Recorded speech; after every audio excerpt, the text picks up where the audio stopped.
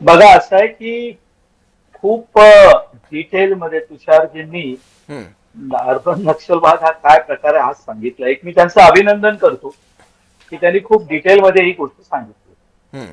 जर समजा आता हीच बाब जी त्यांनी सांगितली त्यापेक्षा थोडा अधिक खोलात जाऊन मी मांडू शकतो.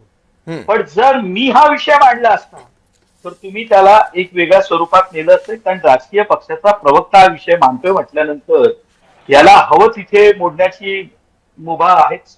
कारण आपण लाईव्ह चर्चा करतोय. हम्म. असं आहे की तुम्ही आज मला जो विषय विचारताय यामध्ये जे अर्बन नक्षल आहेत हे तुमच्या आमच्या शेजारी सुद्धा फिरतायत. हम्म. कुठे नाहीयेत हे. पत्रकारांमध्ये सुद्धा त्यांच्याप्रती सहानुभूती असलेली लोक नाहीयेत का? तर आहेत ना.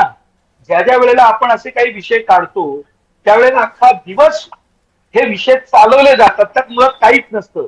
पण अख्खे दिवस विषय चालवले जातात, लाईव्ह चर्चा घडवल्या जातात, त्याचे रील्स बनवून चॅनलवरती चालवल्या जातात. त्यावेळी तुम्ही काय लक्षात घेता? म्हणजे हे काही हक्का बाजूबाजून नाहीये का?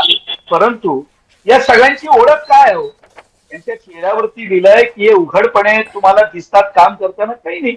आता त्यांनी जो सचिन माळी आणि त्यांच्या पत्नीचा उल्लेख केला साठे, तुम्हाला आठवत असेल त्या तुरुंगात जेव्हा त्यांना टाकण्यात आलं तिथे सुद्धा ते त्या पद्धतीने काम करत होते. जणू काही खूप मोठा काही क्रांतीचा एक नवीन स्रोत त्यांनी जन्माला घातलेला आहे. असं आहे त्यांची विचार करण्याची पद्धत एक वेगळ्या पद्धतीने असते.